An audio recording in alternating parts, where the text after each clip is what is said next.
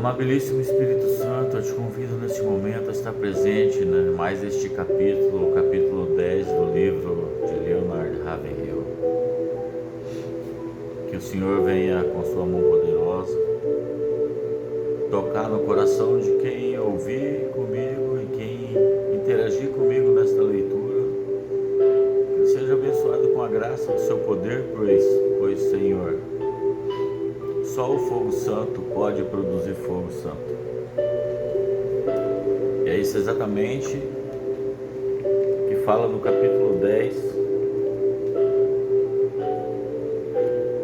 do livro de Leonard Ravenhill, que só o fogo pode produzir fogo e só o fogo santo pode produzir fogo santo.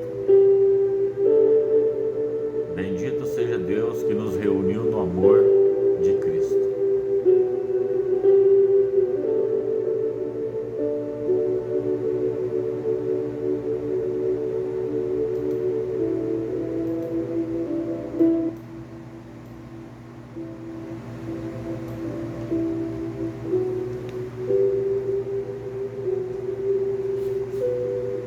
Quem quiser ter uma vida de oração precisa ser de aço, pois será atacado por Satanás antes mesmo de começar a tentar atacar o reino dele.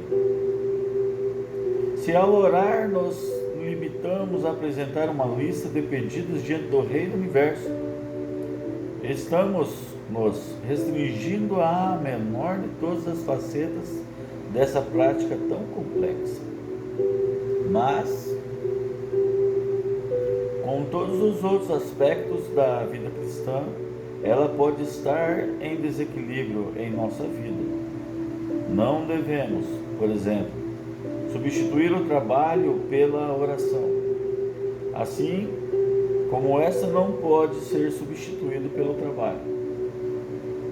Em sua obra, O Weapon of Prayer, a oração como arma, ainda pouco conhecida, E.M. Bounds disse o seguinte: é melhor negligenciar o trabalho do que a oração.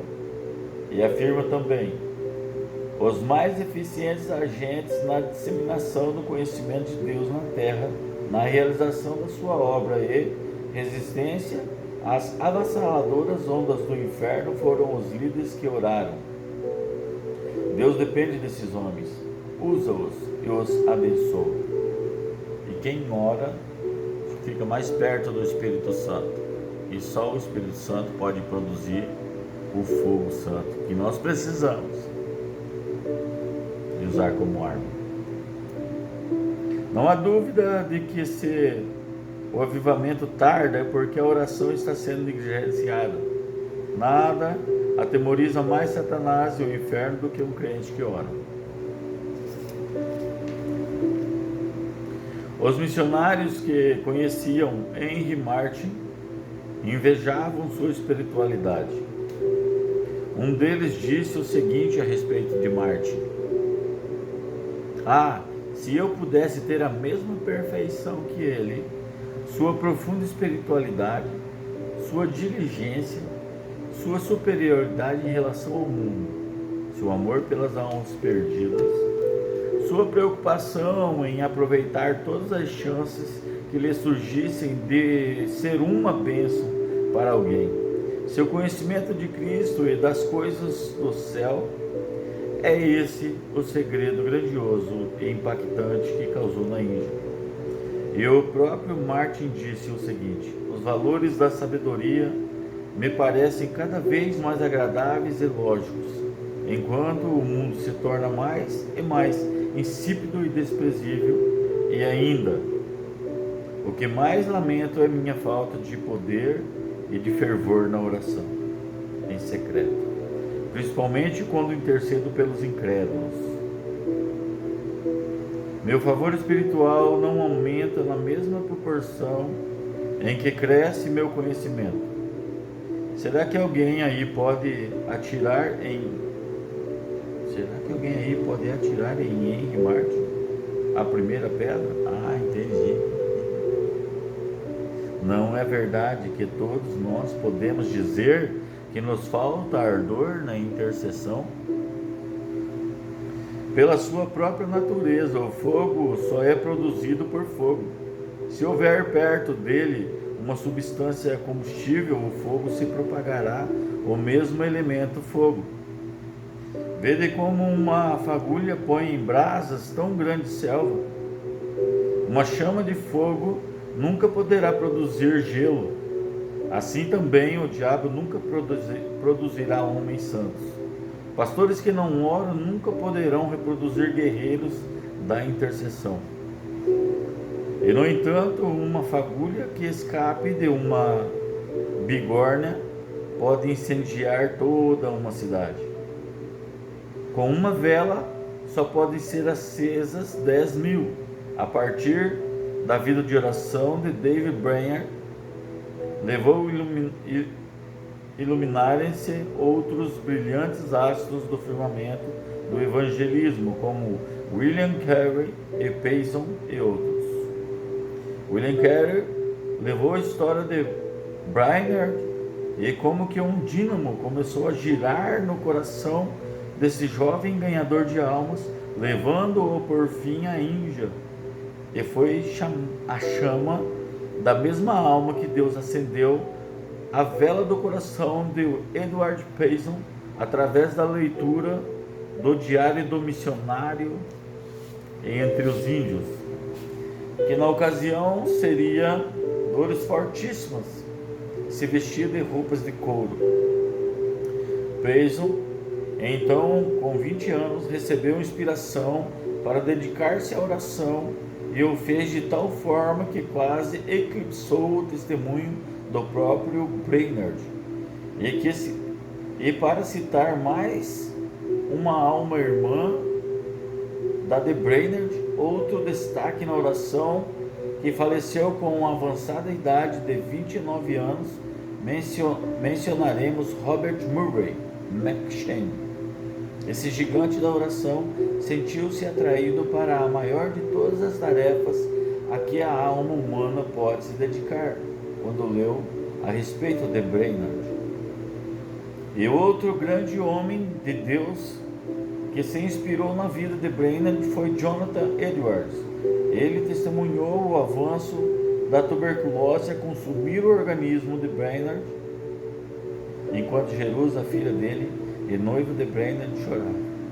Mais tarde, Edwards escreveu: dou graças a Deus porque, pela sua providência, Brainerd morreu em minha casa, pois assim pude ouvir suas orações, presenciar sua dedicação e me sentir edificado pelo exemplo dele.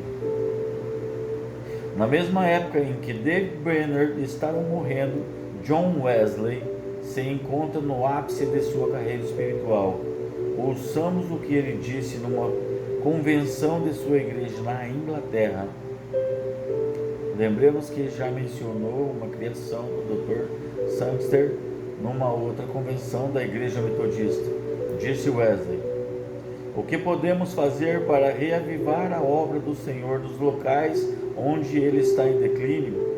E em seguida, esse incansável e intrépido evangelista, que abalou 3 reinos, respondeu a sua própria pergunta, dizendo: todos os pregadores devem ler atentamente a biografia de David Brainerd. Vou procurar. Então, aí está. Vamos citá-lo novamente. Payson, McCheyne, Carey, Edward e Wesley. Todos eles homens famosos, todos inspirados pela mesma chama, todos devedores de David Brainerd, que, embora doente, orava com fervor. É chegado o conflito das eras. Essa coisa distorcida, antibíblica, que leva o nome de igreja, mas que se mistura com o mundo e desonra aquele a quem ela diz ser Senhor, seu Senhor. Já foi desmascarado, é uma fraude. A verdadeira igreja nasce dos céus. Nela não há pecadores, e fora dela não há céus. Nela não há pecadores e fora dela não há salvos. Ninguém pode colocar o nome de outra pessoa em seu hall de membros, nem tampouco pode riscar aquele que lá estiver registrado. Essa igreja, da qual, graças a Deus, ainda existe um remanescente no mundo, vive, move-se e existe na oração. Orar é o sincero desejo da sua alma. E assim como a primeira bomba atômica lançada no mundo abalou Hiroshima, assim também somente a oração pode sacudir o coração dos homens. Esse paganismo civilizado que vivemos por aí, esses templos de ídolos, esses milhões de pecadores hipnotizados pelo pecado, dominados pelo pavor, só poderão voltar-se para Deus se a igreja for movida por Deus a atentar para a condição de perdição em que se encontram. O diabo procura arrancar-nos dos aposentos da oração, lançando mão de todos os artífices que conhece, pois ele sabe que pela oração o homem se une a Deus, e essa união perturba e derrota Satanás, e ele está bem ciente disso. Portanto, se ele conseguir afastar-nos da oração, nossa mente será dominada por interesses legítimos ou por questões importantes para nós. E aí então que precisamos apelar para o nosso principal defensor, o sangue de Jesus Cristo. Outra maneira de se resolver o problema da divagação do pensamento é orar em voz alta ou murmurar algumas palavras, mesmo que em tom baixo. Depois de conseguir domínio sobre Satanás, nosso triunfo seguinte se encontra nas preciosas e muito grandes promessas de Deus. Firmados nela, achamos-nos pisando numa base de concreto espiritual.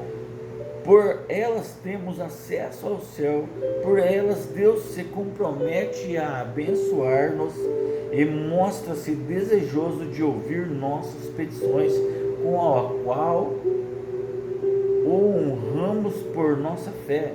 Por elas travamos batalhas espirituais, não com Deus, mas contra os principados e potestades, pois Satanás, como qualquer outro, também não gosta de perder.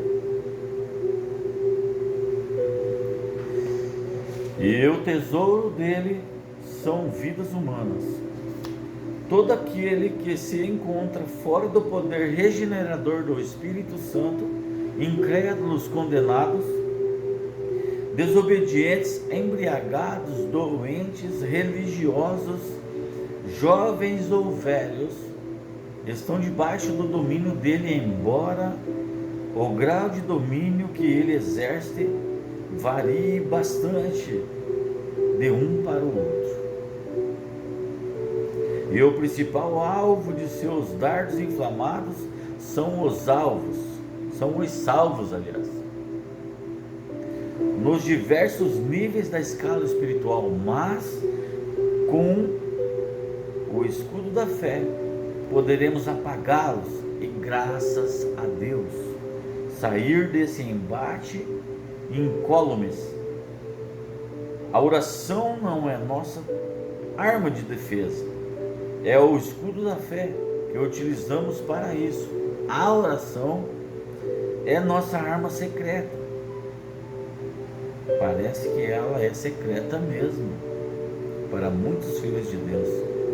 Na verdade, apesar de tudo que já lemos, quem pode dizer que sabe muita coisa sobre essa importante prática que é a oração? Mas é pela oração que derrotamos o inimigo. Cristo já derrotou há 2000 anos, todavia ele, o inimigo, nos engana e nos desafia, e muitas vezes aceitamos suas ameaças e nos esquecemos da suprema grandeza do seu poder para com os que cremos. Jesus, aquele que orou como nenhum outro. Diz: eis aí vós, dei autoridade sobre todo o poder do inimigo. Essa é nossa vitória. Na oração, a alma é liberada. A verdadeira oração consome muito tempo. Nos primeiros estágios, temos a impressão de que o relógio está se arrastando, mas depois, quando nos acostumamos mais com essa santa prática, o tempo voa. A oração torna-se, na nossa alma, mais sensível e também torna a nossa alma sensível. Observe que nunca oramos pelas pessoas de que falamos mal e nunca falamos mal daquelas por quem oramos. A intercessão é um poderoso detergente.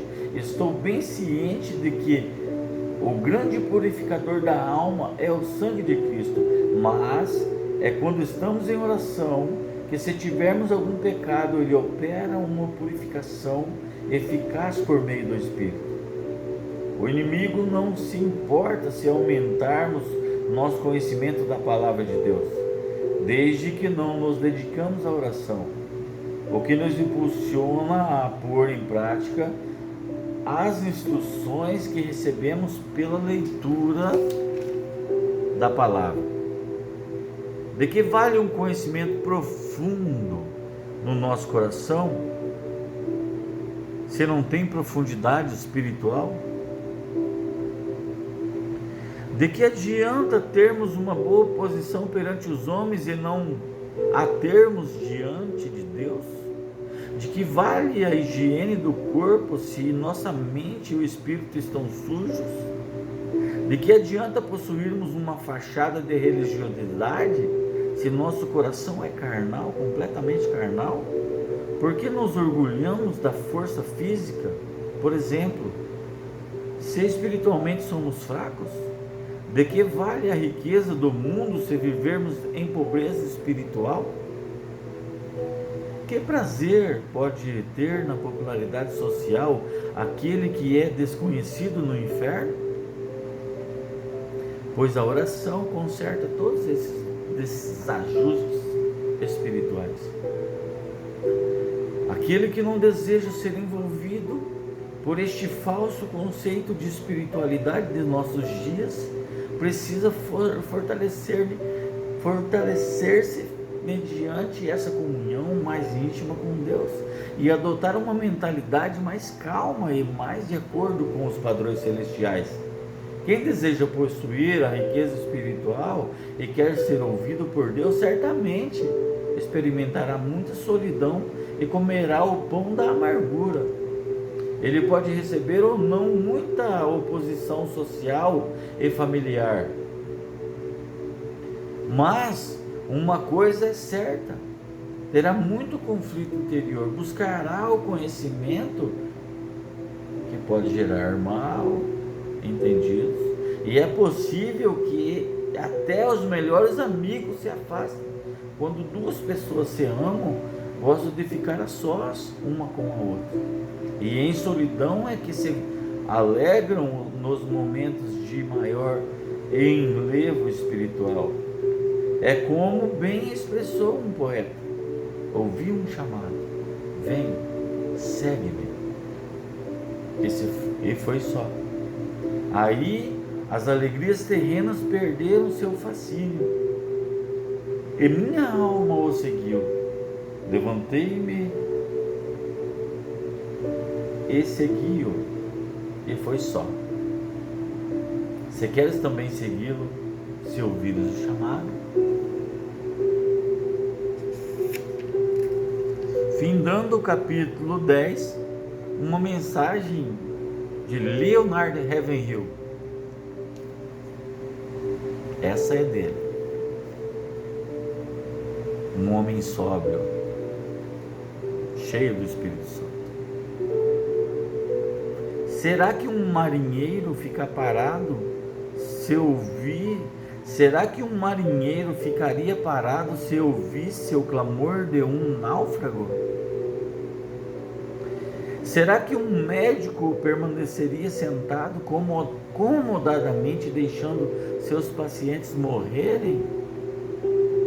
Será que um bombeiro, ao saber que alguém está perecendo no fogo, ficaria parado e não iria prestar-lhe socorro?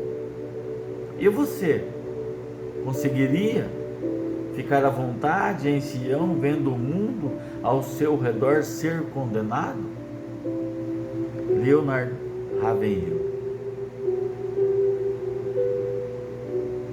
Dá-me o tipo de amor que segue à frente de todos. A fé que não desanima à vista de nada. A esperança que não morre mesmo sofrendo decepções. O fervor que arde como fogo. Que eu nunca fique enganado como um torrão no chão. E estagnado como ele. Torna-me o teu combustível, chama divina.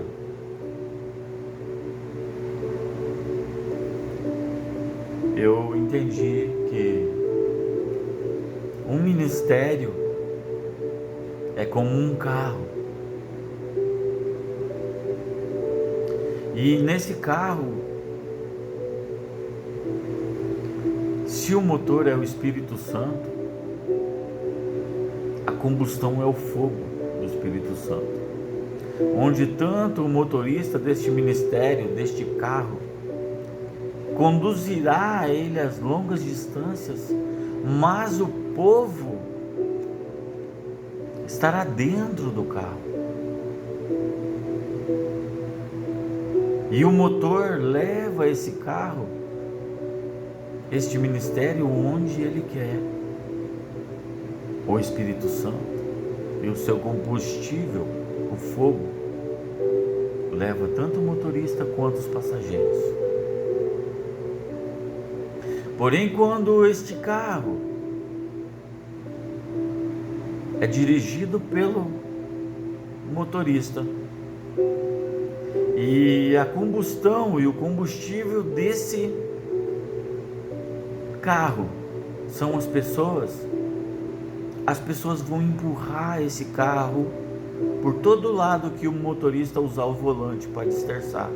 Porém, no caminho, aqueles que vão se cansando e vão cair, vão ficar machucados pela estrada, alguns vão parar também para ajudar a socorrer, e o carro continua sendo empurrado pelo povo.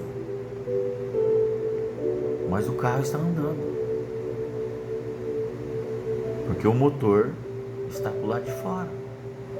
E as pessoas continuam empurrando e ganhando velocidade, mas algumas tropeçam no caminho e continuam se machucando.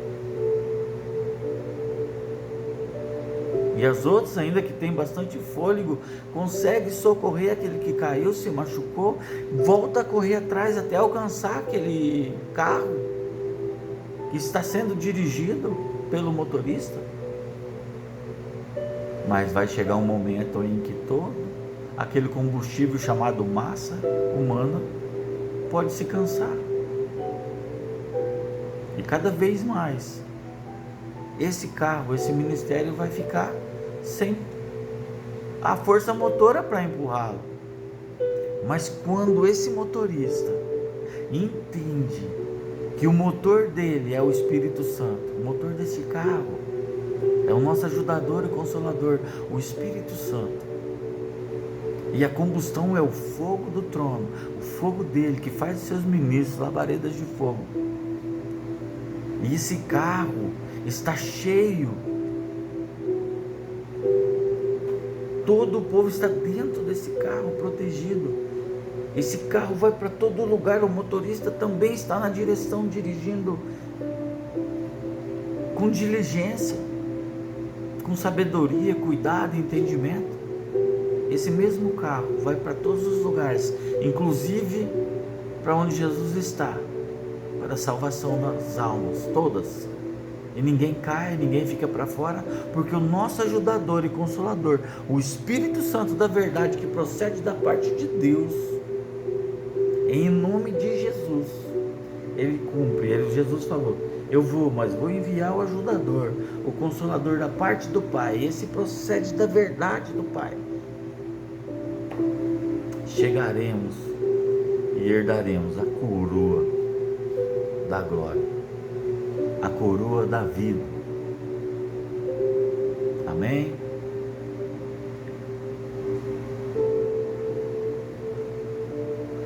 Vós sois a luz do mundo.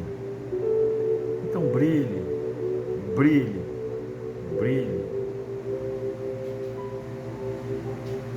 E acenda aos outros para brilhar também. Mateus 5:14.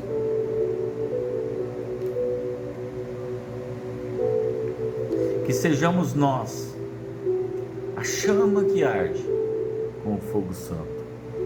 Produziremos também mais chamas que ardem com o fogo santo também, para a glória de Deus, em o nome de Jesus Cristo.